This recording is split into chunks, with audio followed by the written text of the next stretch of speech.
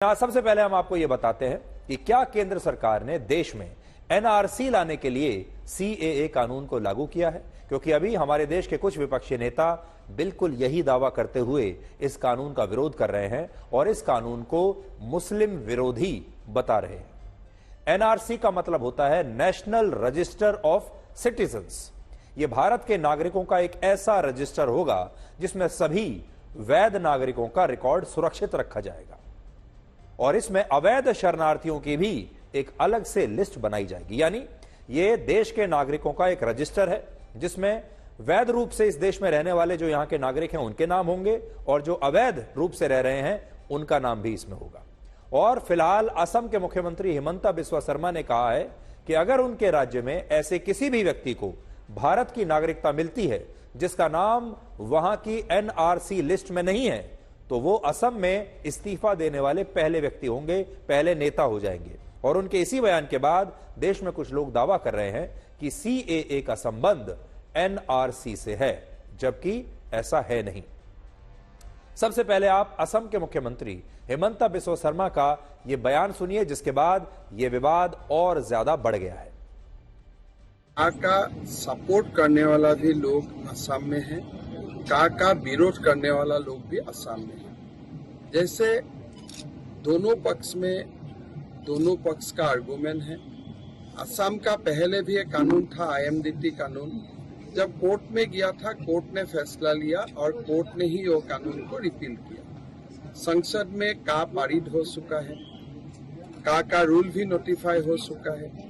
जो भी लोग का विरोध करता है वो अदालत जा सकता है। असम का स्थिति और असम का हालत खराब ना हो और असम एक पीसफुल स्टेट बने रहे, यही हमारा लक्ष्य होना चाहिए। असम में एनआरसी पहले से ही लागू है और वहां लोगों ने एनआरसी के लिए आवेदन दिया है और इसलिए असम में सीएए कानून के तहत लोगों को नागरिकता एनआरसी के आधार पर देने की बात चल रही है, यह बात कही जा रही है। लेकिन भारत में एनआरसी का सीएए से कोई लेना देना नहीं है और ये दोनों ही अलग अलग मुद्दे हैं। कैसे, अब आपको बताते हैं। सीएए कानून पाकिस्तान, अफगानिस्तान और बांग्लादेश के गैर मुसलमानों को भारत की नागरिकता देने के लिए लाया गया है, जबकि एनआरसी अभी देश में आया भी नहीं है। लेकिन इसके बावजूद कुछ विपक्षी नेता सीएए कानून को जो है वो एनआरसी का हिस्सा बता रहे हैं और पश्चिम बंगाल और केरल के बाद अब तमिलनाडु में भी डीएमके की सरकार ने यह ऐलान कर दिया है कि वो अपने राज्य में सीएए को लागू नहीं होने देंगे।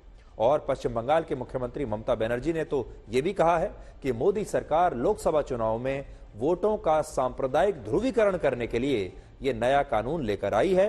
और इससे भी बड़ी बात यह कि ममता बनर्जी कल से सीएए के खिलाफ एक आंदोलन शुरू करने वाली है। आगामी दिन बीजेपी जे अशांतिर खेला खेलবার চেষ্টা করছেন, আমি আপনাদের যুক্তি দিয়ে সেটা বোঝাবার চেষ্টা করব।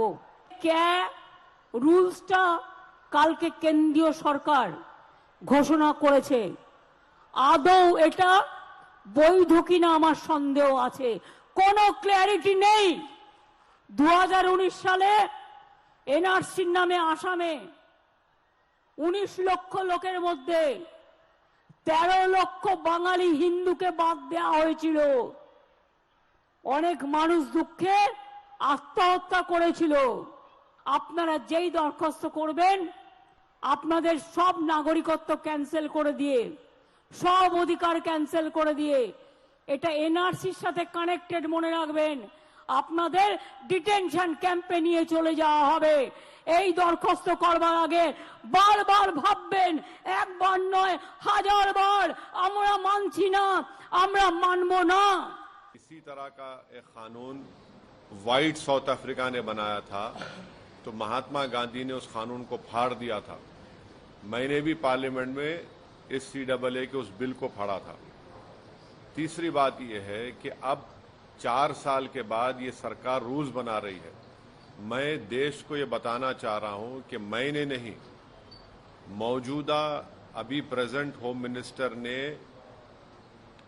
पार्लियामेंट में कहा था, मेरा नाम लेकर के, ओवैसी जी एनपीआर भी आएगा, एनआरसी भी आएगा, कई टीवी के इंटरव्यूज में उन्होंने बात कही थी। तो हम ये बताना चाह रहे हैं कि CAA एक्ट को सिर्फ आप CAA से मत देखिए, इसको आपको NPR से और NRC से जोड़कर देखना पड़ेगा। And I can tell you, I consider this morally and constitutionally wrong. And I will say to you that I'm fully in support of the decision of the India Alliance's Indian Union Muslim League to go to the Supreme Court against this. And I must say, if the India Alliance and the Congress Party come to power, we will withdraw this provision in the law beyond any shadow of a doubt. It's going to be in our manifesto. We will not support. देखिए, ये ध्यान भटकाने वाली बात है। चुनाव सामने है और ये चुनावी स्टंट्स हैं। नागरिकता देने की हमें कोई एतराज नहीं, नागरिकता देनी चाहिए, लेकिन उसमें रिलीजन डिफाइन क्यों कर दिया गया? किसी मुसलमानों को नहीं मिलेगी? क्या पाकिस्तान से, बांग्लादेश से और अफगानिस्तान से कोई मुस्लिम प्रताड़ित होकर यहाँ नहीं आ सकता? बहुत से ऐसे सेक्ट्स हैं जो अलग अलग हैं। तो हमारा तो उस वक्त भी ये कहना था कि आप इस सबको दे दिए। हालांकि गृह मंत्री अमित शाह ने देश के लोगों को भरोसा दिलाया है कि CAA कानून से किसी भी व्यक्ति की नागरिकता समाप्त नहीं होगी। अभी हमने कहा था कि हम CAA लाएंगे जो हमारे बांग्लादेश और पाकिस्तान से हिंदू, सिख, बौद्ध, जैन भाई बहन आए हैं, उनको नागरिकता देंगे। ये लोग विरोध करते हैं, मगर कल ही मोदी सरकार ने CAA का वादा भी पूरा कर दिया। और एक गलत फहमियां फैला रहे। इस देश के अल्पसंख्यक भाइयों को कहना चाहता हूं, माताओं को कहना चाहता हूं, CAA से किसी भी देश के नागरिक की नागरिकता जानी नहीं। CAA नागरिकता देने का कानून है, नागरिकता लेने का कानून नहीं है। ये ओवैसी भी झूठ बोल रहे हैं, खड़गे भी झूठ बोल रहे हैं, राहुल गांधी भी झूठ बोल रहे हैं कि इससे माइनॉरिटी की नागरिकता जाएगी। मैं आपको भरोसा दिलाता हूं कि CAA के कानून के अंदर किसी की नागरिकता लेने का कोई प्रावधान नहीं है। हमारे शरणार्थियों को नागरिकता देने का प्रावधान है। आज आपको यह भी पता होना चाहिए कि इस कानून का सबसे ज्यादा विरोध पश्चिम बंगाल और असम में ही क्यों हो रहा है। यह आपने भी सोचा होगा, देखा होगा। वर्ष 1947 में जब भारत का विभाजन हुआ था, उससे पहले मौजूदा पाकिस्तान में हिंदुओं की आबादी 15% थी और पूर्वी पाकिस्तान यानी आज के बांग्लादेश में हिंदुओं की आबादी 28% थी, यानी बहुत ज्यादा थी। लेकिन विभाजन के बाद पाकिस्तान में हिंदुओं की आबादी 15% से घटकर सिर्फ 3.5% हो गई, जबकि मौजूदा बांग्लादेश में हिंदुओं की आबादी 28% से 22% ही हुई। और मौजूदा स्थिति को देखें तो पाकिस्तान में अब भी हिंदुओं की आबादी सिर्फ 1.2% है, जबकि बांग्लादेश में हिंदुओं की आबादी इस समय 8.5% के आसपास है। इससे यह पता चलता है कि विभाजन के बाद पाकिस्तान में रहने वाले ज्यादातर हिंदू या तो उसी समय भारत आ गए थे, या उनकी वहां पर हत्या हो गई, और या फिर वो गायब हो गए। और विभाजन के कुछ वर्षों के बाद ही पाकिस्तान से ज्यादा शरणार्थी भारत में नहीं आए। लेकिन दूसरी तरफ वर्ष 1951 के मौजूदा बांग्लादेश में 22% हिंदू रहते थे। उस समय पूर्वी बांग्लादेश कह सकते हैं आप, पूर्वी पाकिस्तान। लेकिन अब बांग्लादेश में 8.5% हिंदू रहते हैं। इससे आप ये समझ सकते हैं कि मौजूदा पाकिस्तान से तो हिंदू और सिख धर्म के ज्यादातर लोग विभाजन के समय ही भारत आ गए थे, बहुत कम लोग वहां पर रुके। लेकिन मौजूदा बांग्लादेश से भारत आने वाले शरणार्थियों का सिलसिला कई वर्षों तक चलता रहा और विभाजन के बाद अलग अलग समय में, अलग अलग कालखंड में बांग्लादेश से ऐसे हिंदुओं ने भारत के असम और पश्चिम बंगाल राज्य में आकर शरण ली जो वहां बांग्लादेश में अत्याचार सह रहे थे, और इनकी संख्या अच्छी खासी थी। और अब मोदी सरकार के CAA कानून से इन्हीं गैर मुस्लिम शरणार्थियों को भारत की नागरिकता मिलेगी, और इनमें भी मतुआ समुदाय बहुत महत्वपूर्ण है। तो यह मतुआ समुदाय की बात बहुत हो रही है। आज आपको बताते हैं ये क्या है। मतुआ समुदाय वही हिंदू समुदाय है जिसके लोग विभाजन के समय और फिर 1971 में बांग्लादेश के गठन के बाद वहां से किसी तरह अपनी जान बचाकर भारत भाग आए थे। और इस समुदाय के लोग अनुसूचित जातियों में आते हैं, जिसे हमारे देश में दलित समुदाय भी कहा जाता है। अनुमान है कि पश्चिम बंगाल की लगभग 10 करोड़ की आबादी में 2 करोड़ लोग इसी मतुआ समुदाय से हैं। और यह वही हिंदू समुदाय है जिसके अधिकांश लोग वर्ष 1971 के बाद भारत आए और इसकी वजह से उनके पास भारत की नागरिकता नहीं थी। लेकिन सीएए के बाद अब इन लोगों को भारत की नागरिकता मिल जाएगी और इस नागरिकता से पश्चिम बंगाल के लोकसभा चुनाव में भी बड़ा खेला हो सकता है।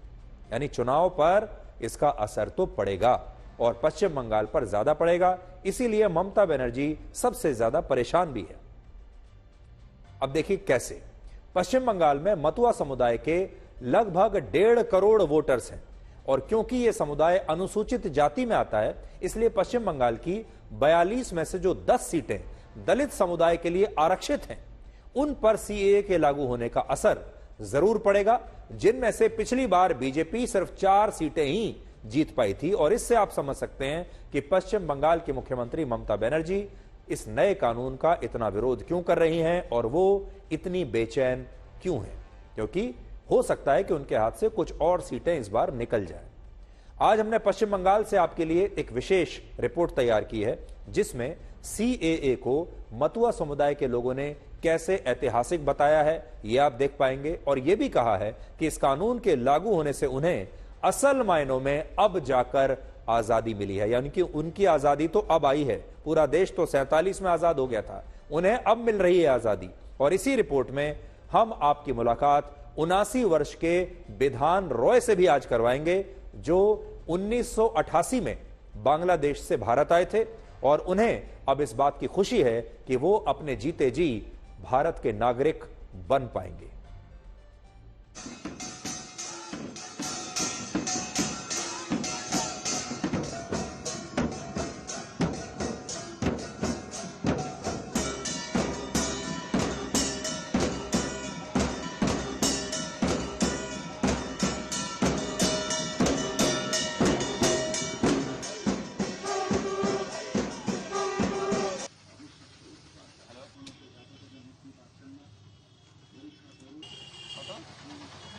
কত অ্যাপ্লিকেশন করেছি যাতে কোনো লোক কিছু হয়নি। আগেও চেষ্টা করেছি, আগেও বহুত চেষ্টা করেছি, 30, 35, 37 বছর পর্যন্ত চেষ্টা করেছি, হয়নি।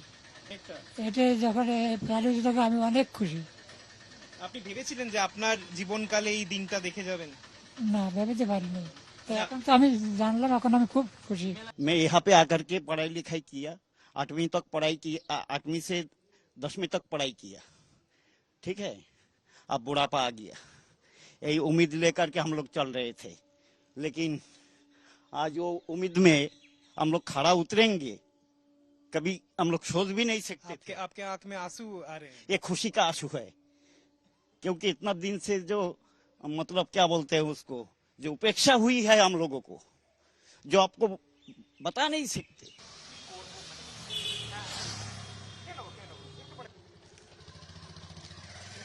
ছোট ছোট ভাইপো ভাইজি ছিল, তাদের নিয়ে যখন যাই তখন আমাদের ওই রাইফেল দিয়ে যখন গুলিগুলো দেয় আমাদের কানের কাছে যায়, সেই দৃশ্যের কথা আমরা কোনোদিনও ভুলতে পারবো না। কানের কাছে যাচ্ছে আমার দাদারা, মারা, কে কোথায় আছে জানি না। আমার নিজের ভাই, তাকে আমার বাবার সামনে গুলি করে মেরে ফেলা হয় বাংলাদেশে। হ্যাঁ, তাদের মেরে ফেলা হয়, বাড়িতে আগুন জ্বালা দেয়। আমরা তাই দেখে আমরা ছোট ছোট মানুষ আমরা দৌড়ে বাড়িতে বেরোইছি। देखिए, हमारे देश में राजनीति ही ऐसी है कि कई बार मासूम लोगों की आवाज, उनका दुख राजनीति के शोर में खो जाता है, किसी को सुनाई नहीं देता। आज हम आपसे ये पूछना चाहते हैं कि मतुआ समुदाय के जो लोग अभी हमने आपको दिखाए, इनके आंसुओं की क्या कोई कीमत नहीं है? इनकी भावनाओं की क्या कोई कीमत नहीं है? क्या ये हमारे देश के लोकतंत्र का हिस्सा नहीं होने चाहिए? और इन लोगों की क्या गलती है, क्या दोष है इन लोगों का, और इन्हें भारत की नागरिकता आखिर क्यों नहीं मिलनी चाहिए? और जब मिल रही है तो फिर हमारे ही देश के कुछ लोग इसका विरोध क्यों कर रहे हैं? असल में इनके जो आंसू हैं, इनकी जो दुख भरी आवाज है, ये दब गई। और ये लोगों तक पहुंची नहीं, क्योंकि हमारे देश में सिर्फ नेताओं की आवाज जनता तक पहुंचती है और नेताओं की आवाज बहुत ऊंची होती है, उसमें बहुत शोर होता है। और इसीलिए आज हम इन लोगों की आवाज आपके सामने लेकर आए हैं और हम चाहते हैं कि पूरा देश इन लोगों की आवाज सुने, पूरा देश इन लोगों के आंसुओं को देखे, इनके दर्द को समझे, जो आज भी अपने ही देश में, अपने ही समाज में बेगानों की तरह रह रहे हैं। आज आपको यह विरोधाभास भी जरूर देखना चाहिए कि हमारे देश में जो विपक्षी नेता रोहिंग्या मुस्लिम शरणार्थियों को भारत की नागरिकता देने की मांग कर रहे हैं, वही विपक्षी नेता पाकिस्तान, बांग्लादेश और अफगानिस्तान के हिंदुओं और बाकी के गैर मुस्लिम शरणार्थियों को भारत की नागरिकता देने का विरोध कर रहे हैं और सीएए को भारत की धर्मनिरपेक्षता के लिए खतरनाक बता रहे हैं। लेकिन आज सोचने वाली बात यह है कि जब पाकिस्तान, बांग्लादेश और अफगानिस्तान जैसे देश भारत के हिंदू बहुसंख्यकों को अपने देश की नागरिकता नहीं देते, तो फिर भारत इन देशों के मुस्लिम बहुसंख्यकों को अपने देश की नागरिकता क्यों दे? एक कारण तो बताइए, क्यों दे? भारत इन देशों के हिंदू, सिख, जैन, बौद्ध, पारसी और ईसाई धर्म के लोगों को इसलिए अपनी नागरिकता दे रहा है क्योंकि इन लोगों ने पाकिस्तान में अत्याचार सहने के बाद, वो भी इनके धर्म की वजह से जो इन पर अत्याचार हुए, उसके बाद इन्होंने भारत में शरण ली थी और इसीलिए भारत ने इन देशों के अल्पसंख्यकों को नागरिकता देने के लिए यह कानून बनाया। और ऐसा दुनिया के लगभग सभी देश करते हैं, करते आ रहे हैं और वहां उन देशों में कभी भी इसका विरोध नहीं होता। ऐसा नहीं है कि भारत अकेला ऐसा देश है। उदाहरण के लिए ईरान शिया बाहुल देश है, इसलिए वो सीमाओं और शर्तों के साथ ऐसे देशों के शिया मुसलमानों को अपने देश की नागरिकता देने की बात कहता है जहां वो अल्पसंख्यक हैं और इसकी वजह से उन पर वहां अत्याचार होते हैं। लेकिन कोई भी देश किसी दूसरे देश की बहुसंख्यक आबादी को बिना किसी शर्त के अपने यहां की नागरिकता नहीं देता है। भारत कोई अकेला देश नहीं है, ऐसा सब देश ऐसा ही करते हैं। अब एक और उदाहरण देखिए, पिछले साल पाकिस्तान ने एक मुस्लिम देश होने के बावजूद अफगानिस्तान के 17 लाख मुसलमानों को पाकिस्तान से वापस अफगानिस्तान जाने के लिए कह दिया और भेज भी दिया, क्योंकि पाकिस्तान का यह मानना था कि जब अफगानिस्तान भी एक मुस्लिम बाहुल देश है, एक इस्लामिक स्टेट है, तो ये मुसलमान अपने देश में जाकर क्यों नहीं रहते, ये पाकिस्तान में क्यों आ गए। और उस समय पाकिस्तान में भी किसी मुसलमान ने इसका विरोध नहीं किया और पाकिस्तान ने इन 17 लाख लोगों को मुस्लिम होने के बावजूद अपने देश में नहीं रखा और अपनी नागरिकता भी नहीं दी और कहा कि आप जहां से आए हैं वहीं चले जाइए, अफगानिस्तान से आप आए हैं वहीं चले जाइए, क्योंकि अफगानिस्तान भी एक मुस्लिम बाहुल देश है, एक इस्लामिक स्टेट है, इसलिए आप वहां जाइए, यहां मत आइए। लेकिन भारत एक ऐसा देश है जहां नागरिकता देने वाले कानून को भी हमारे ही देश का एक खास वर्ग नागरिकता छीनने वाला कानून साबित कर देता है और फिर यह कहा जाता है कि सीएए में मुसलमानों को शामिल क्यों नहीं किया गया, जबकि इस बात का कोई आधार है ही नहीं। आप खुद सोचकर देखिए कि जिस पाकिस्तान में 97% मुसलमान रहते हैं, जिस अफगानिस्तान में 99.7% मुसलमान रहते हैं और जिस बांग्लादेश में 91% मुसलमान रहते हैं, और इन बहुसंख्यक मुसलमानों को जब अपने देश में कोई परेशानी है ही नहीं अपने धर्म की वजह से, तो भारत इन देशों के मुसलमानों को नागरिकता आखिर क्यों देगा और क्यों देनी चाहिए।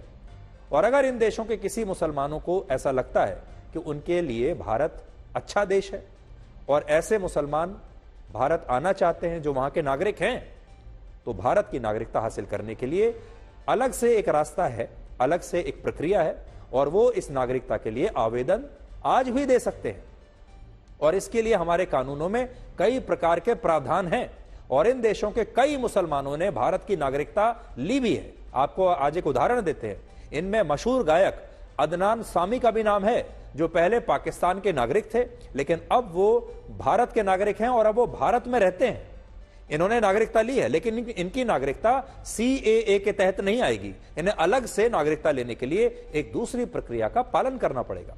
इसलिए यह कहना कि सीएए कानून में इन देशों के मुसलमानों को शामिल नहीं करना भारत के संवैधानिक मूल्यों के खिलाफ है, तो यह बात पूरी तरह गलत है। और आज आप खुद देखिए कि क्या कभी पाकिस्तान, अफगानिस्तान और बांग्लादेश के विपक्षी नेता भारत के बहुसंख्यक हिंदुओं को अपने देश की नागरिकता देने की मांग करेंगे?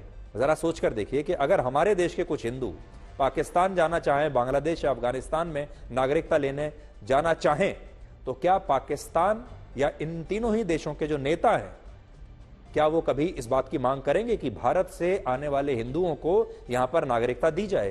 क्या वहां के नेता ऐसी बात कभी कर सकते हैं? कभी नहीं करेंगे। लेकिन भारत के कुछ नेता आज भी ऐसा ही कर रहे हैं और ये नेता कहते हैं कि सीएए में इन देशों के मुसलमानों को शामिल करना चाहिए था। और आज भी सीएए को लेकर हमारे देश के मुसलमानों के बीच काफी गलतफहमी पैदा करने की कोशिश हो रही है। अच्छी बात यह है कि आज जब हमारी टीम ने अलग अलग राज्यों के मुसलमानों से जाकर बात की तो उन्होंने यही कहा कि वो सीएए का समर्थन करते हैं और वो जानते हैं कि इस कानून से उनकी भारतीय नागरिकता पर कोई असर नहीं पड़ेगा। पहली बात तो जो सीए का कानून आया वो नागरिकता देने का कानून आया, ना कि नागरिकता छीनने का। जो भी हमारे मुसलमान भाई हैं पूरी दुनिया में, हिंदुस्तान में, लखनऊ में, प्रदेश में, वो पहले न्यूज़ देख लें, उसको पढ़ लें, उसके बाद उस पर कोई अमल करें। कानून देने का अधिकार है, ना कि कानून छीनने का अधिकार है। ये गलत फहमियां पैदा की जा रही हैं। देखिए, हमको इस कानून से कोई दिक्कत नहीं है, सरकार की किसी योजना से कोई दिक्कत नहीं है। ये सरकार अगर निरपक्ष होकर कोई भी योजना लाती है, हम खुद उसका सबसे पहले खड़े होकर इस्तकबाल करेंगे, उसका स्वागत करेंगे। तो देखिए, ये कितनी अच्छी बात है कि हमारे देश के जो आम मुसलमान हैं वो जागरूक हैं। और देखिए, पूरा खेल ये जो है ये जागरूकता का है। इसलिए आज हम अपने तमाम मुस्लिम दर्शकों से, उन मुस्लिम परिवारों से ये जरूर कहेंगे कि ध्यान से न्यूज चैनल्स को देखिए और विश्वसनीय न्यूज चैनल्स को ही देखिए जो आपके सामने सही खबर पेश कर रहे हैं, और ध्यान से इस कानून को स्टडी कीजिए और फिर विश्वास कीजिए। किसी नेता के कहने में मत आइए। ऑल इंडिया मुस्लिम जमात के अध्यक्ष ने भी आज सीएए कानून का स्वागत किया है और कहा है कि इस कानून को भारत में बहुत पहले ही लागू हो जाना चाहिए था। इस कानून के ताल्लुक से मुसलमानों के दरमियान बड़ी गलतफहमियां हैं, उस गलतफहमियों को दूर किया जाना चाहिए। और मैं बताना चाहता हूं कि इस कानून से मुसलमानों का कोई लेना देना नहीं है। मैं मुसलमानों के दरमियान जो गलतफहमी पैदा हुई और गुज़श्ता सालों में देखा गया कि जगह जगह एहतजाजी मुजाहरे हुए, धरने हुए, तो ये गलतफहमियों की बुनियाद पर थे। कुछ लोगों ने, पॉलिटिकल लोगों ने मुसलमानों के दरमियान गलतफहमियां पैदा कर दी गई थी, मगर अब बहुत हद तक तमाम चीजें दूर हो चुकी हैं और मैं ये चाहूंगा कि हिंदुस्तान का हर मुसलमान इस कानून का इस्तकबाल करे। अब आप जरा देखिए, अभी हमने आपको हमारे ही देश के कुछ मुसलमानों के प्रतिनिधियों की बात सुनवाई, कुछ आम मुसलमानों की राय आपको दिखाई। क्या ये मुसलमान नहीं है? क्या ये इस्लाम को मानने वाले लोग नहीं हैं? और क्या ये भारत के नागरिक नहीं हैं? और आप देखिए कि ये सारे लोग इस नए कानून का समर्थन कर रहे हैं। तो इसका मतलब ये है कि जो नेता इसे राजनीतिक मुद्दा बनाने की कोशिश कर रहे हैं वो शायद जनता के मूड को समझ नहीं पाए हैं। ये वो नेता हैं जो एयर कंडीशनड कमरों में बैठकर प्रेस कॉन्फ्रेंस कर देते हैं या फिर अपनी राय दे देते हैं, लेकिन जमीन पर आम मुसलमान क्या सोच रहा है शायद इन नेताओं को अभी ये पता ही नहीं है। अब आप ये देखिए कि पाकिस्तान से भारत आई सीमा हैदर ने भी सीएए कानून के लागू होने का जश्न अपने घर पर मनाया है और इसके लिए प्रधानमंत्री मोदी और उत्तर प्रदेश के मुख्यमंत्री योगी आदित्यनाथ को उन्होंने धन्यवाद दिया है। अब हो सकता है कि वो ये सब कुछ सरकार को खुश करने के लिए कर रही हों, क्योंकि इन्हें भी भारत की नागरिकता चाहिए, लेकिन सच्चाई यह है कि सीमा हैदर को अभी सीएए कानून से भारत की नागरिकता ना तो मिलेगी और ना ही मिल सकती है, क्योंकि वो इस कानून के दायरे में आती ही नहीं है। और उन्हें अगर भारत की नागरिकता चाहिए तो इसके लिए उन्हें कानून में मौजूद दूसरे प्रावधानों के तहत नागरिकता के लिए आवेदन करना होगा। लेकिन जिस सीएए के लागू होने का वो जश्न मना रही हैं उससे हो सकता है कुछ लोगों को पसंद आए ये तस्वीरें, उससे सरकार खुश भी हो जाए, लेकिन वो खुश होने के बावजूद भी उन्हें नागरिकता नहीं दे पाएगी क्योंकि ये सीएए के दायरे में आती ही नहीं है।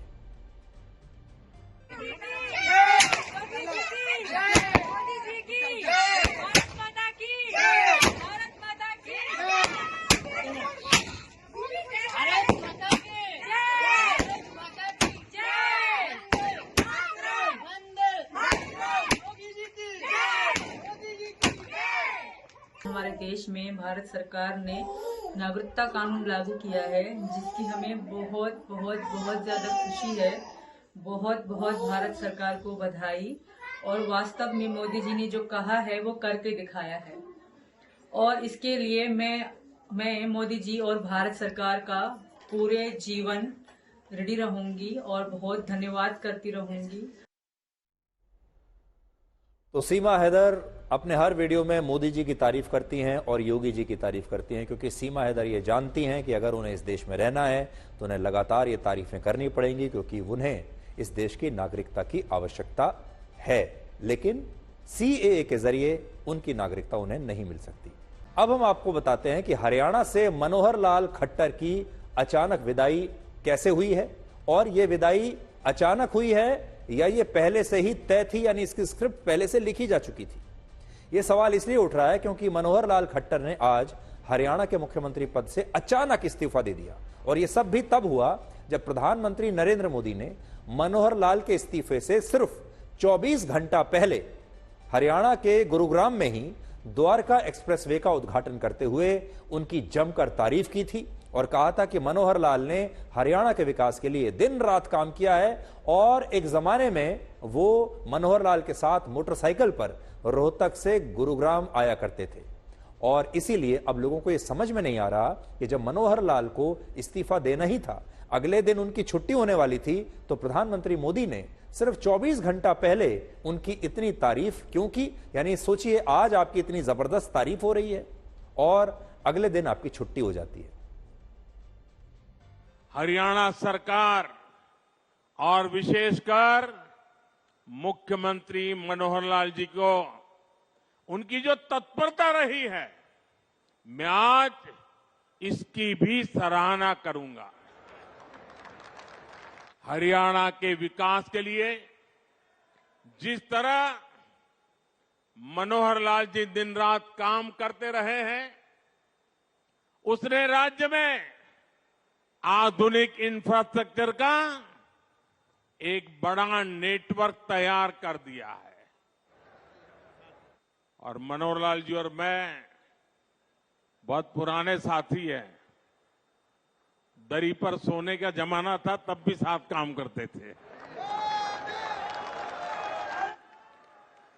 और मनोहर लाल जी के पास एक मोटरसाइकिल रहती थी, तो वो मोटरसाइकिल चलाते थे, मैं पीछे बैठता था, रोहतक से निकलता था और गुरुग्राम आकर के रुकता था। ये हमारा लगातार हरियाणा का भ्रमण मोटरसाइकिल पे हुआ करता था। और मुझे याद है उस समय गुरुग्राम में मोटरसाइकिल पर आते थे, रास्ते छोटे थे, इतनी दिक्कत होती थी। आज मुझे खुशी हो रही है कि हम भी साथ हैं और आपका भविष्य भी साथ है। अब देखिए, प्रधानमंत्री मोदी अगर बीजेपी के किसी मुख्यमंत्री की इतनी तारीफ अगर कर दें सार्वजनिक मंच से, तो वो मुख्यमंत्री तो शायद ये सोचेगा कि अब जीवन भर उसकी कुर्सी कोई हिला नहीं सकता, अब उसे जीवन भर के लिए अभयदान मिल गया है, वो अमर हो गया। लेकिन सोचिए, इतनी तारीफ के बाद भी 24 घंटे के अंदर ही मनोहर लाल खट्टर को बदल दिया गया। उसके 3 कारण हैं जो मैं आपको बता सकता हूं, और 3 कारण जो है, पहला ये कि मनोहर लाल के मुख्यमंत्री बने रहने से हरियाणा के जातीय समीकरण बिगड़ रहे थे, और चुनाव से ठीक पहले ये जातीय समीकरण बिगड़ने की वजह से बीजेपी को नुकसान हो सकता था। दूसरा, मनोहर लाल के खिलाफ, उनकी सरकार के खिलाफ, क्योंकि वो 2 टर्म से लगातार मुख्यमंत्री हैं, इसलिए एंटी इनकम्बेंसी उनके खिलाफ काफी ज्यादा थी, जिसका लोकसभा चुनाव में बीजेपी को नुकसान होता। और तीसरा, हरियाणा में मनोहर लाल के प्रति जाटों की नाराजगी, और जाटों के लगभग 25% वोट हरियाणा में है। ये 3 बड़े कारण रहे, जहां प्रधानमंत्री मोदी पहले से ही ये जानते थे कि अगले दिन मनोहर लाल को हटाना है, और इसीलिए वो ये इंप्रेशन किसी को नहीं देना चाहते थे कि उन्हें इसलिए हटाया जा रहा है क्योंकि वो अच्छा काम नहीं कर रहे। इसलिए मोदी जी ने पहले उन्हें पूरा सर्टिफिकेट दिया, उनकी पूरी तारीफ की, ताकि कोई ये ना समझे कि उन्हें बड़ा बेआबरू करके यहां से हटाया गया है। एक रणनीति के तहत उनसे बात करके, उन्हें कॉन्फिडेंस में लेकर तब हटाया गया है। प्रधानमंत्री मोदी के इस बयान से आप समझ सकते हैं कि मनोहर लाल की विदाई अचानक बिल्कुल नहीं हुई है और उन्हें शायद पार्टी ने पहले से ही इस फैसले के बारे में बता दिया था। और मनोहर लाल पार्टी के बहुत अनुशासित कार्यकर्ता पुराने जमाने से रहे हैं और वो इन चीजों का बुरा कभी नहीं मानेंगे। 69 वर्ष के मनोहर लाल खट्टर को बीजेपी ने 2014 में हरियाणा का मुख्यमंत्री बनाया था। 10 साल वो मुख्यमंत्री रहे और अभी वो हरियाणा में गठबंधन की सरकार चला रहे थे, जिसमें दुष्यंत चौटाला की जननायक जनता पार्टी यानी जेजेपी के 10 विधायक थे और बीजेपी के 41 विधायक थे। लेकिन आज ये गठबंधन भी टूट गया और आज ही मनोहर लाल को मुख्यमंत्री के पद से भी इस्तीफा देना पड़ा। बड़ी बात यह है कि अगर मोदी जी कह रहे हैं कि उन्होंने शानदार काम किया है तो फिर उन्हें हटा क्यों दिया? तो जो वजह मैंने आपको बताई, इसलिए हटा दिया क्योंकि मनोहर लाल के वहां रहने से बीजेपी को नुकसान हो रहा था। ऐसी भी खबरें हैं कि दुष्यंत चौटाला हरियाणा में बीजेपी से लोकसभा की 3 सीटें मांग रहे थे गठबंधन के तहत, और जब बीजेपी ने यह सीट नहीं दी तो बीजेपी ने दुष्यंत चौटाला की पार्टी के साथ ही गठबंधन तोड़ लिया और हरियाणा में निर्दलीय विधायकों के समर्थन से नई सरकार का गठन कर लिया। और आप भी सुबह से यही कहानी सुन रहे होंगे, लेकिन राजनीति इससे बहुत आगे की चीज होती है। राजनीति में जो आपकी आंखों को दिखता है और जो आपके कानों को सुनता है वैसा होता नहीं है, बात बड़ी गहरी होती है। और इस गठबंधन के टूटने का असली कारण क्या हो सकता है, आज उस पर भी थोड़ी चर्चा करते हैं। असल में हरियाणा में खट्टर सरकार के खिलाफ सत्ता विरोधी लहर थी और हरियाणा के जाट समुदाय में सरकार के खिलाफ काफी नाराजगी थी और बीजेपी को यह बात अच्छी तरह से पता थी कि अगर दुष्यंत चौटाला की पार्टी ने भी गठबंधन में बीजेपी के साथ लोकसभा का चुनाव लड़ा तो उनकी पार्टी को भी मनोहर लाल खट्टर के खिलाफ चल रही लहर का नुकसान उठाना पड़ेगा और दुष्यंत चौटाला को भी जाटों के वोट नहीं मिलेंगे क्योंकि वो बीजेपी के साथ है और नुकसान दोनों का हो जाएगा। और जाटों के जो वोट हैं, ये सारा जो सब कुछ है, ये 25% जाट वोट हरियाणा में जो हैं, ये बहुत बड़ा एक चंक है वोटों का। 25% यानी 1/4 वोट हरियाणा में जाटों के हैं और बीजेपी को यह डर था कि अगर ऐसा रहा तो फिर ये 25% जाट वोट कांग्रेस की तरफ चले जाएंगे, जहां पर एक और जाट नेता जो हैं वो बहुत बड़े जाट नेता हैं। उनका नाम है भूपेंद्र सिंह हुड्डा, जो खुद जाट समुदाय से आते हैं और पूर्व मुख्यमंत्री भी हैं। इसलिए ये सारा फायदा उनको हो जाएगा और शायद इसीलिए बीजेपी ने दुष्यंत चौटाला की पार्टी के साथ गठबंधन समाप्त कर दिया, जिससे अब जाट समुदाय से आने वाले दुष्यंत चौटाला की पार्टी बीजेपी से अलग चुनाव लड़ेगी, बीजेपी से बिल्कुल अलग दिखाई देगी और जो 25% जाट वोट शायद कांग्रेस की तरफ चले जाते, अब वो विभाजित हो जाएंगे, वो बट जाएंगे और अब वो बीजेपी और जेजेपी का गठबंधन टूटने से अब उतना नुकसान नहीं होगा। और यही बात इस गठबंधन के टूटने पर कांग्रेस पार्टी के नेता भूपेंद्र सिंह हुड्डा भी खुद कह रहे हैं। गठबंधन नहीं, ठगबंधन था। ये कोई नैतिक आधार पे गठबंधन नहीं था, मैं कह चुका, और ये हमारे को पहले पता था, मैं कह चुका था, ये समझौता हो चुका था इनका गठबंधन होने का, लोगों की आंख में धूल झोंकने के लिए। आपको क्या इल्म था कि ये गठबंधन टूटेगा सर? पहले आप लोग लगातार कहते आ रहे थे। कहा था, हमारे को मालूम था ना कि ये विफल सरकार है और इनका समझौता हो चुका था गठबंधन तोड़ने का। अब आप ये देखिए कि समय का चक्र कैसे तेजी से बदलता है राजनीति में। कल यानी 11 मार्च को जब करनाल में एक कार्यक्रम का आयोजन हुआ, तब हरियाणा के नए मुख्यमंत्री नायब सिंह सैनी मनोहर लाल खट्टर के साथ वाली कुर्सी पर बैठे हुए थे। ये कल की बात है, जब तक ये बदलाव नहीं हुआ था। लेकिन आज जब नायब सिंह सैनी को नया मुख्यमंत्री बना दिया गया, तब मनोहर लाल उनके साथ वाली कुर्सी पर बैठे हुए थे, यानी कुर्सियां एक्सचेंज हो गई 24 घंटे के अंदर। इससे आप समझ सकते हैं कि समय का चक्र कुछ ही घंटों में कुछ भी कर सकता है और मनोहर लाल खट्टर के साथ भी यही हुआ, जिनकी 24 घंटे में ही कुर्सी बदल गई। बड़ी बात यह है कि बीजेपी ने 54 वर्ष के नायब सिंह सैनी को हरियाणा का मुख्यमंत्री बनाया है, जो कभी मनोहर लाल को सर कहकर पुकारते थे क्योंकि मनोहर लाल के वो जूनियर हैं। वर्ष 2014 और 19 के बीच वो उनकी पहली सरकार में कैबिनेट मंत्री भी रह चुके हैं। लेकिन 2019 में नायब सिंह सैनी ने कुरुक्षेत्र से लोकसभा का चुनाव लड़ा और वो 3,83,000 वोटों के बड़े अंतर से जीते, जिसके बाद बीजेपी के शीर्ष नेतृत्व का उन पर विश्वास बढ़ गया और पिछले साल बीजेपी ने उन्हें हरियाणा की बीजेपी इकाई का अध्यक्ष भी बना दिया। तो ये बीजेपी के अध्यक्ष हैं हरियाणा में। नायब सिंह सैनी के बारे में सबसे बड़ी बात यह है कि वो भी बीजेपी में कार्यकर्ता के रूप में उन्होंने सबसे पहले शुरुआत की थी और कार्यकर्ता से मुख्यमंत्री के पद तक पहुंचे और बीजेपी ने उन्हें मुख्यमंत्री बनाकर हरियाणा में एक ऐसी सोशल इंजीनियरिंग की है जो कांग्रेस के लिए लोकसभा चुनावों को हरियाणा में और ज्यादा मुश्किल बना देगी। हरियाणा में सबसे ज्यादा 25% आबादी जाट समुदाय की है और जिस तरह की पारंपरिक राजनीति हमारे देश में होती है उसमें मुख्यमंत्री किसी ऐसे नेता को ही अक्सर बनाया जाता है जो उस राज्य के सबसे बड़े समुदाय, वर्ग या जाति से आता है। तो उस लिहाज से हरियाणा में मुख्यमंत्री एक जाट को होना चाहिए था, लेकिन बीजेपी ने मनोहर लाल खट्टर के समय भी इस राजनीतिक फॉर्मूले को तोड़ा और इस बार भी उसने बिल्कुल ऐसा ही किया है। बीजेपी ने नायब सिंह सैनी को मुख्यमंत्री बनाया जो ओबीसी वर्ग से आते हैं और अभी हरियाणा में सैनी समाज की आबादी लगभग 2.9% है। इन आंकड़ों को देखकर आपको भी ऐसा ही लगेगा कि बीजेपी ने नायब सिंह सैनी को मुख्यमंत्री बनाकर शायद गलती कर दी, लेकिन सच यह है कि यह गलती नहीं बल्कि एक नए तरह की सोशल इंजीनियरिंग है जिसमें बीजेपी राज्य की सबसे बड़ी जाति के लोगों को खुश करने की बजाय जो बाकी के वर्ग के लोग हैं उन्हें अपने साथ लेने का प्रयास करती है। तो यहां उन्होंने 25% जाटों को छोड़ दिया और बाकी के जो 75% आबादी है उसे साध लिया। उदाहरण के लिए हरियाणा में नायब सिंह सैनी को मुख्यमंत्री बनाना यह बताता है कि बीजेपी का ध्यान 25% जाट वोटों पर नहीं बल्कि बाकी के शेष 75% वोटों पर है और इन 25% को भी वो बांट देंगे। इसलिए उसने सैनी समाज से आने वाले नायब सिंह को हरियाणा का नया नायक बनाया और यह बीजेपी ने पहली बार नहीं किया है। इससे पहले बीजेपी ने मनोहर लाल खट्टर को हरियाणा का मुख्यमंत्री बनाया जो पंजाबी समुदाय से आते हैं और पंजाबी समुदाय के हरियाणा में कुल आबादी लगभग 8% है, सिर्फ 8%। और आज यहां बात सिर्फ हरियाणा की नहीं, ज्यादातर राज्यों में अपने नए मुख्यमंत्रियों का चुनाव बीजेपी ऐसे ही कर रही है। जैसे राजस्थान और छत्तीसगढ़ और पहले महाराष्ट्र में भी बीजेपी ने ऐसा ही किया। अब हरियाणा में भी बीजेपी ने यही काम किया है, अगर आप देखें। और आज जब चंडीगढ़ में नायब सिंह सैनी का शपथ ग्रहण समारोह हुआ तब इसके लिए मंच पर 7 कुर्सियां लगाई गई थी, लेकिन बाद में इनमें से 2 कुर्सियों को हटा दिया गया। और सबसे बड़ी बात यह है कि इस शपथ ग्रहण समारोह में बीजेपी के वरिष्ठ नेता और खट्टर सरकार में होम मिनिस्टर रहे अनिल विज शामिल नहीं हुए।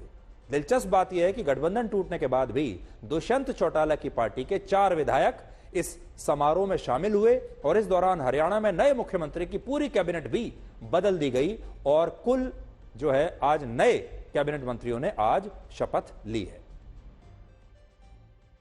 मैं नायब सिंह ईश्वर की शपथ लेता हूं कि मैं विधि द्वारा स्थापित भारत के संविधान के प्रति सच्ची श्रद्धा और निष्ठा रखूंगा।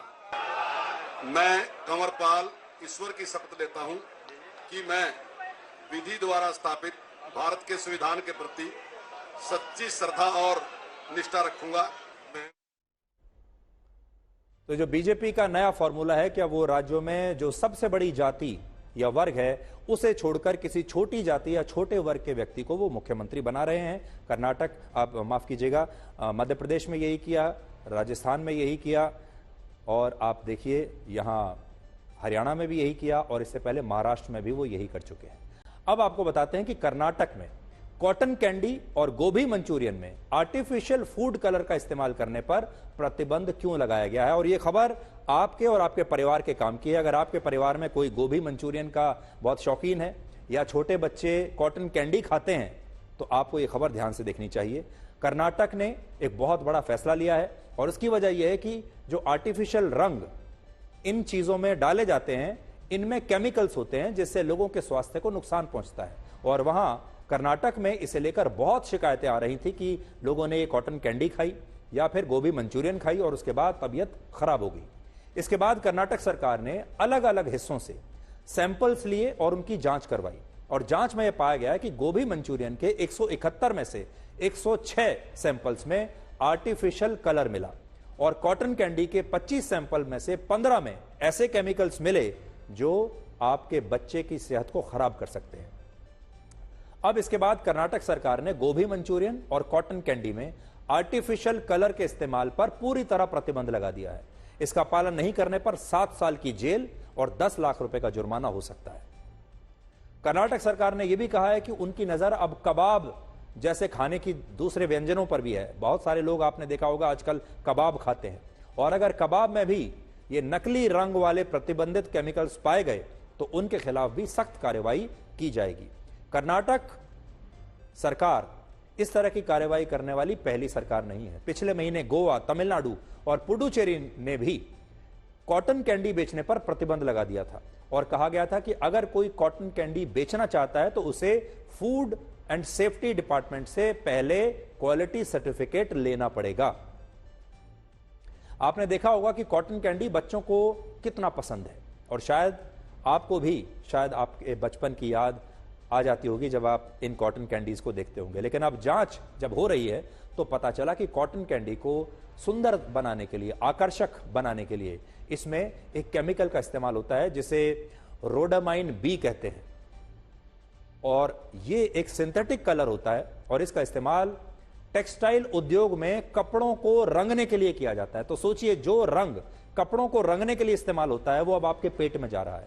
लेकिन रोडामाइन बी को लोग खाने पीने की चीजों में आजकल मिलाकर दे रहे हैं क्योंकि ये दूसरे सुरक्षित फूड कलर्स की तुलना में सस्ता होता है और इससे खाना देखने में बड़ा आकर्षक लगने लगता है। तो जब आप जाते हैं बाहर, आप गोभी मंचूरियन देखते हैं या कोई और खाने पीने की चीज देखते हैं जो देखने में बड़ी सुंदर लगती है, तो ये मत समझिए कि वो स्वादिष्ट है या खाना इस तरीके से पकाया गया है, बल्कि उसमें नकली रंग मिलाए गए हैं। रोडामाइन बी के अलावा सनसेट येलो और टेट्राजीन नाम के केमिकल्स भी खाने में रंग डालने के लिए मिलाए जाते हैं। लेकिन ये कितने खतरनाक केमिकल्स होते हैं इसका पता लोगों को शायद नहीं होता और वो बिना जाने ये खतरनाक केमिकल्स खाने के साथ खा जाते हैं। और रोडामाइन बी अगर शरीर में चला जाए तो इससे आपका लिवर खराब हो सकता है, इससे आपको कैंसर भी हो सकता है।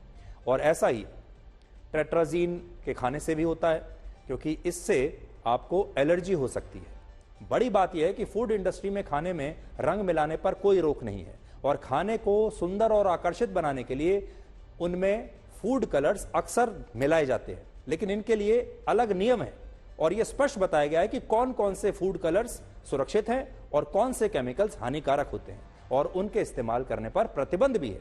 लेकिन जो खाने पीने का सामान बेचने वाले लोग हैं वो पैसा बचाने के लिए अक्सर इस तरह का सस्ता केमिकल आपके खाने में डाल देते हैं और जब जांच होती है तो फिर पता चलता है।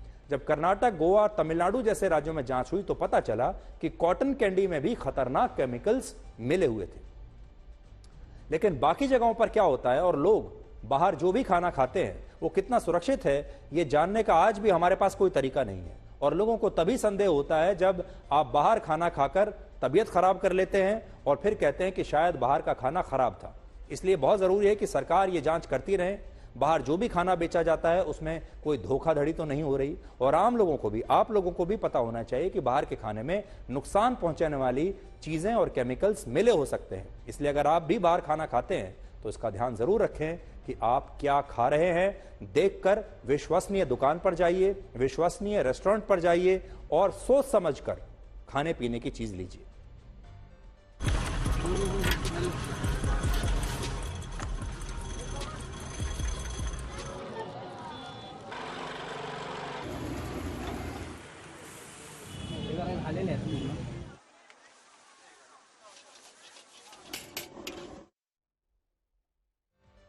तो गोभी मंचूरियन खाने के लिए जा रहे हैं, बच्चों को कॉटन कैंडी खिला रहे हैं या कुछ और भी बाहर खाने के लिए जा रहे हैं और वो खाना देखने में बड़ा आकर्षक लगता है, तो ये मत समझिए कि खाना बहुत अच्छा होगा। इसलिए सोच समझ कर जाइए और अपने आप को जागरूक बनाइए। अगर आपको ऐसा लगता है कि आप बाहर गए, आपकी तबीयत खराब हो गई, तुरंत आपको ये बात रिपोर्ट करनी चाहिए और उस जगह या उस रेस्टोरेंट के खिलाफ आपको एक्शन लेना चाहिए, कानूनी कार्रवाई करनी चाहिए। अब हम आपको जल्दी से आखिर में एक अनोखी शादी में लेकर चलते हैं। यह शादी किसी बड़े फिल्म स्टार या किसी बड़े खिलाड़ी या उद्योगपति की शादी नहीं है। यह शादी एक कुख्यात गैंगस्टर काला जठेड़ी की है, जिसकी आज न्यूज चैनल्स पर ना सिर्फ लाइव कवरेज हुई बल्कि यह शादी सोशल मीडिया पर भी आज ट्रेंड कर रही है। और इस शादी में बाराती कोई और नहीं बल्कि खुद पुलिस वाले थे, जिन्होंने इस गैंगस्टर को गंभीर अपराधों में गिरफ्तार किया था और जेल में अभी ये गैंगस्टर है। काला जाठेड़ी को वर्ष 2021 में गिरफ्तार किया गया था और यह बहुत ही कुख्यात और खतरनाक अपराधी माना जाता है और इस पर हत्या, अपहरण, लूट, डकैती और शराब की अवैध तस्करी के 76 आपराधिक मुकदमे दर्ज हैं और वो दिल्ली की तिहाड़ जेल में अभी बंद है। बाद में उसने अदालत में लेडी डॉन अनुराधा चौधरी से शादी करने के लिए आवेदन दिया, जो कि उनकी पुरानी दोस्त है, और इस शादी के लिए उसे 6 घंटे की पैरोल मिली और आज 6 घंटे की इसी पैरोल पर इस गैंगस्टर की शादी जो है वो तिहाड़ जेल से सिर्फ 8 किलोमीटर दूर एक फार्म हाउस में हुई और इस शादी की सुरक्षा के लिए दिल्ली पुलिस ने भारी इंतजाम किए थे। और बात सिर्फ शादी की नहीं है, इस गैंगस्टर को शादी के बाद गृह प्रवेश करने के लिए भी अदालत से कल के लिए 2 घंटे की पैरोल मिली है। लेकिन हरियाणा पुलिस की आपत्ति के बाद कोर्ट ने इस पैरोल पर फिलहाल के लिए रोक लगा दी है।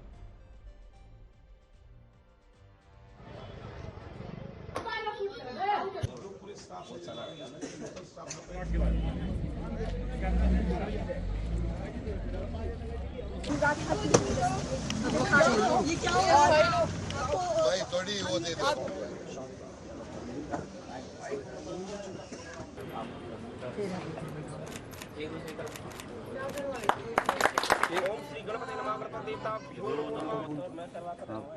मंगलम भगवान विष्णु मंगलम गरुड़ध्वजा मंगलम मंगलम भगवान विष्णु मंगलम गरुड़ध्वजा इदं विष्णवेदं नमो नमः। संपन्न हुई कैसी शादी हुई? नॉर्मली जैसी बाकी की शादियाँ होती है वैसे संपन्न हुई। काफी कड़ी सुरक्षा थी। संदीप से आपकी कोई बातचीत हुई? क्या बातचीत थी इसके बारे में बताइए। नहीं, बातचीत जैसा माहौल था नहीं, रिचुअल्स थे, कुछ रीति रिवाज थे। कुल कितना घंटा लगा शादी में? तो अभी जिन्हें आपने अभी देखा ये हैं लेडी डॉन अनुराधा चौधरी, जिन्हें कुछ लोग रिवॉल्वर रानी के नाम से भी जानते हैं और ये राजस्थान से हैं। और इस लेडी डॉन पर भी 12 से ज्यादा गंभीर आपराधिक मुकदमे दर्ज हैं और ये इनकी दूसरी शादी है। अनुराधा चौधरी ने MBA की पढ़ाई की है, यानी काफी पढ़ी लिखी हैं। उनकी पहली शादी दीपक मिंज नाम के एक व्यक्ति से हुई थी जो उनके साथ कॉलेज में पढ़ता था। और बाद में अनुराधा ने अपने पहले पति दीपक मिंज के साथ एक स्टॉक ट्रेडिंग का कारोबार शुरू किया, जिसमें नुकसान होने की वजह से उन पर कर्जा चढ़ गया और इसी कर्ज को चुकाने के लिए वो अपराध की दुनिया में आई। और उनकी मुलाकात उसके बाद राजस्थान के कुख्यात गैंगस्टर आनंद पाल सिंह से हुई। कुछ ही वर्षों में वो मैडम मिंज के नाम से अपराध की दुनिया में मशहूर हो गई और फिर एक एनकाउंटर में उनके इस साथी की हत्या कर दी गई। ये साथी उनका जो है ये मारा गया और उसके बाद वो इस नए गैंगस्टर के साथ संपर्क में आई और अब इन दोनों की शादी यहां पर हो रही है। ये चिंता छोड़िए कि लोग आपके बारे में क्या सोच रहे हैं, क्योंकि वो खुद इस चिंता में डूबे हुए हैं कि आप उनके बारे में क्या सोच रहे हैं।